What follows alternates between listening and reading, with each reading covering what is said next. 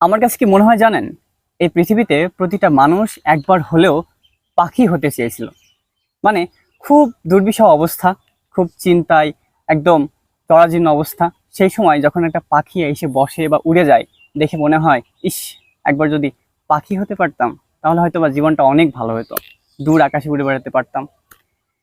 এখন একটি ট্রি হাউসে বসে আছি। এই ট্রি হাউসটি তৈরি করেছেন আমাদের উদ্ভাবক শাহিন ভাই। এই যে পাখি হওয়ার যে চেতনা, এটা কিন্তু প্রতিটা মানুষের মধ্যেই থাকে।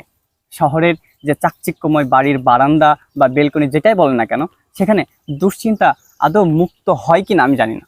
তবে এখানে আসলে যে আপনি নিশ্চিন্তে একটু ঘুমাতে পারবেন, এটুকু নিশ্চয়তা আমি আপনাকে দিতে পারি। দেখেন, পেছনে নবগঙ্গা নদী, ওই পাশের গ্রামটাও কি সুন্দর লাগছে এই পাশ থেকে।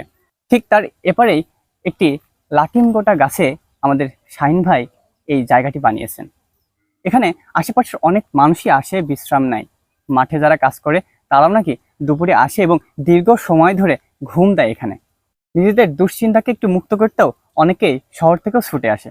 সত্যি অসাধারণ লাগছে এই জায়গায় বসে।